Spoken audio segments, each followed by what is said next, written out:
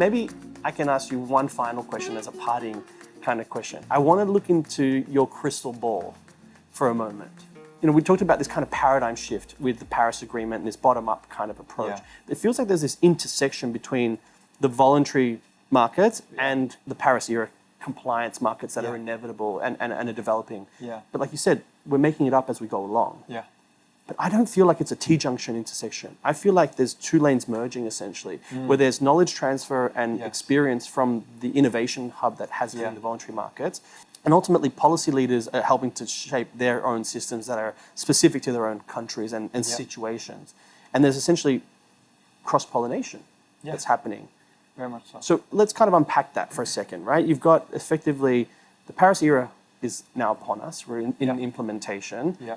How do voluntary carbon markets evolve under that kind of new kind of structure, right? Yeah. And how do they thrive? Because I've heard you say before that essentially voluntary carbon markets fill the gaps that compliance systems kind of leave, which I like that. It's kind of fluidity, right? Right. Yeah. So, but how do you see that evolving long term? Yeah. So I think, I think they do, right? So in a perfect world, voluntary markets don't exist because the economy is regulated. There's no demand because companies feel like, well, problems under control, I don't have to do anything. Sure, but we don't live in a perfect world. It's an imperfect situation. It's a very imperfect world. Yeah. So there is room, and I think there will continue to be room for voluntary action. I think there will be, again, once everybody realizes, and again, I did want to mention the two initiatives back to the voluntary markets, relates to your first question. The ICVCM, the Integrity Council for Voluntary Carbon Markets. Hugely important. Super important. Because the big question that we've not been able to answer is like, I can answer it, but it's unsatisfactory because it's me answering about our program. Yes, there's an implicit bias in that. Exactly. Exactly. So you need an objective third party, which is baked into the actual core tenet of your standard anyway, right? Exactly. But we can't say that we're great and be credible because people say, well, what's the proof point? Yeah. So now you're saying so many proof points, opening up to judgment. You need to have someone who does an objective assessment. Yep. And that's what the ICVCM is doing.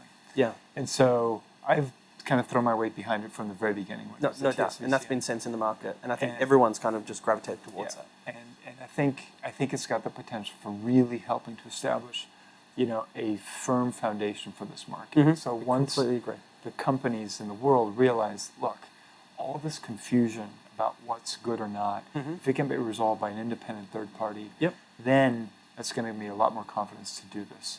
So I think that's really important. But I'd like to temper the expectations on that. I don't think it's binary where the ICVCM essentially comes out and says, here's the CCPs, here's all the methodologies, and boom, here you go, right? Like line in the sand and then off you go. I think there's a gradient. I think that it evolves over time. And that line essentially moves, right, in terms of ensuring that quality as the technologies essentially kind of mature, right? Yeah, no, I mean, I think it'll be an important milestone when the CCPs come out. I think that'll be like, whoa.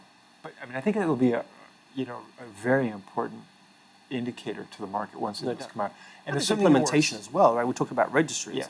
Working at Expansive, like we have that kind of tantamount in our minds, right? Yeah. We need to create these flags in the registry ecosystem, right? It's got to go through the whole process of methodologies ultimately being approved, et cetera. So there's this kind of esoteric it's not going to be like, it's just not going to be like overnight, right? Where I think some buyers are on the sidelines thinking, oh, we'll wait until basically they start the starting gun. It's going to be like a running start is essentially it.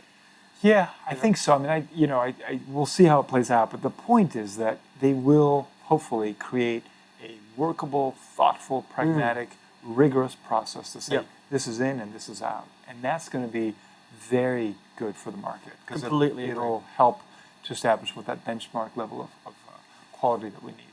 And it builds a foundation, right? Because ultimately, trust and integrity is the most important foundational ingredients. Yeah.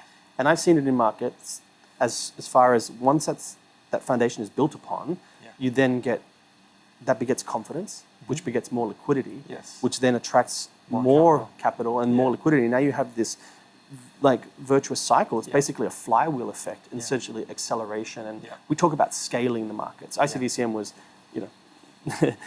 task force on scaling voluntary markets at one point, right? But the scale is a real key piece. Yeah. But that's the outcome.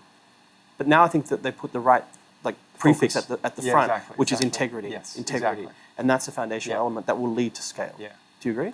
Yeah, and I think the other, as I'm starting to reflect on my insights here, I think that branding, that task force for scaling the voluntary market, I think it spoke to a very transactional approach, which I think is okay, but I think we need to make sure that even if we build integrity, I think part of integrity is making sure that the market is transformational. Going back to the very first discussion, right? All these projects, we've got to make sure that they're really transforming something. Yeah.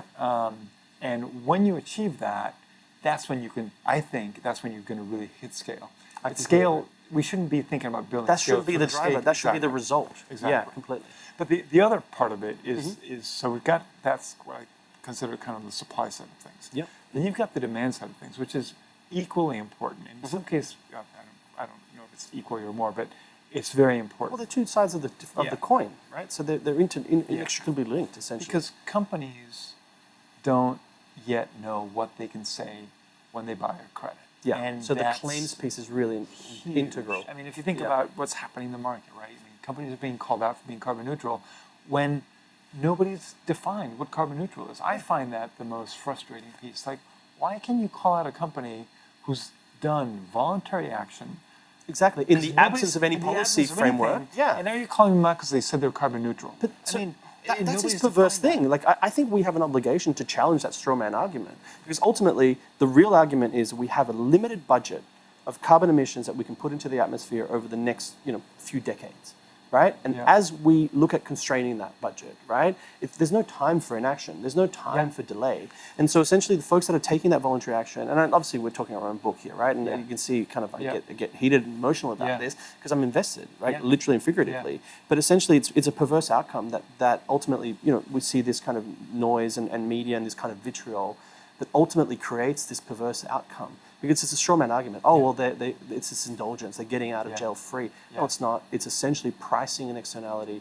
Now you have a balance sheet cost to reducing emissions. Exactly. It now helps to justify CapEx expenditures to actually go up that marginal cost of abatement. Exactly. And I've seen that firsthand. Trove just published an interesting article about this. So has Silvera with some interesting reviews. And seen and kind of created the metric and the data analysis that says, here's empirical data that shows companies that actually take action on a voluntary basis actually lead to greater emission reductions long term. Right. Why? It's because of economics 101.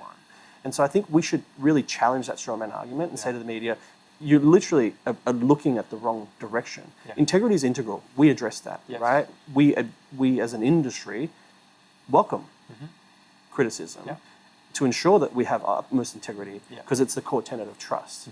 And that will beget the greater liquidity. But ultimately, let's not exclude folks from taking action. Right. Let's not create an incentive that's perverse that effectively makes them sit on the sidelines. Exactly. Because that benefits no one. And then the communities on the ground don't see the financial benefits, and effectively this market stalls. And then what I find hypocritical is that they don't come with an alternative solution. Right. I challenge my team all the time, right? We get paid ultimately to solve clients' problems. Right. I feel that that's my calling in life. And effectively, my job is to simplify the complex and to solve my clients' problems. It's incredibly complicated to build a portfolio, right? And then to face multiple counterparties and structured deals. So that's where I reside. But essentially, I always say to my team, there are inevitably going to be problems. Every time that you're contracting, you're structuring deals, whatever it might be on a forward basis, et cetera. Never go back to the client and tell them the problem. Address the problem, find a solution, go back to the client and say, here was the problem, here's our proposed solution, how do you proceed? And I don't think that the media is doing that. We're not holding them accountable right now. They're essentially just throwing stones, and they just they get this perverse kind of pleasure from criticizing folks that are dedicating their lives and their careers and ultimately their legacies and implementing and doing things of merit. And they're not being accountable because they put up this straw man argument, and we're all too busy doing the work that's necessary to say, just knock it over. So am I pontificating? I mean... No, I think you've hit a really important note there. I mean, I think because of the nature of our work, meaning that it's somewhat abstract, it's easy to pick apart. Right? It's easy to take any methodology, anything, and pick apart. And it's criticize imperfect. This, criticize that. And it is imperfect. It's it's a part of the feature of how we have to operate. Because in the end of the day, the way this works is that we have to work on counterfactuals. And counterfactuals are inherently, difficult. Uncertain. And so we welcome anything that helps us create a better, more accurate counterfactual, absolutely, and we've been proving that over time. Yep.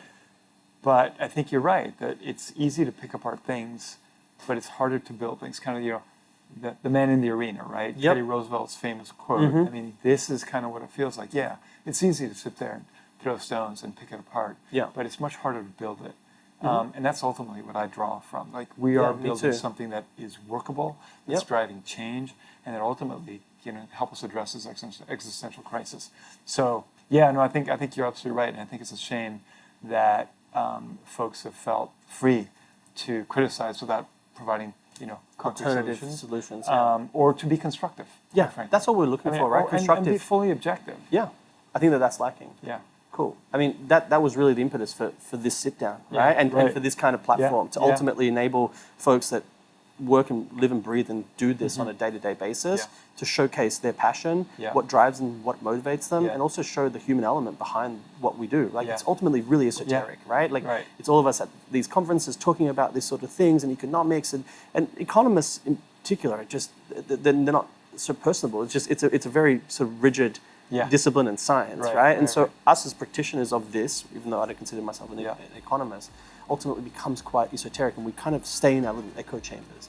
I wanted to kind of flip that paradigm and give us a voice, ultimately. And I'm really glad that you're my first guest, and thank you for that. Thank you. Appreciate it, man. Welcome to Singapore, and I'm really excited for the next challenge ahead for you. Well, thank you. Thanks, you. No, really, it's my pleasure. I've enjoyed this tremendously, so thank you so much. Yeah, thanks, man. Appreciate it. Cheers, man. Thanks, buddy. All right. Gracias. Aquí. Right.